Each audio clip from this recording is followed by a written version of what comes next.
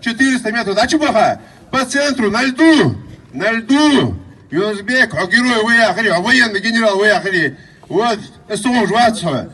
Наши пограничники выходили на центр Амура и становились по Амуру, определяя наши границы. Хотя Китай сбил их. Они говорят, мы не понимаем. Но все равно при тех необъятных наших территориях наши пограничники становились туда. А ты сегодня отдал пригородный район, уже говорил, что это, да, де юра, де факто, чуть ли неотъемлемая часть Северной Осетии. Сегодня ты отдаешь туда. Но проблем есть. У тебя проблемы с землями нет. У твоих братьев нет. У твоих сестер нет проблемы. У твоих захолус нет. У тебя, у твоих отцей нет.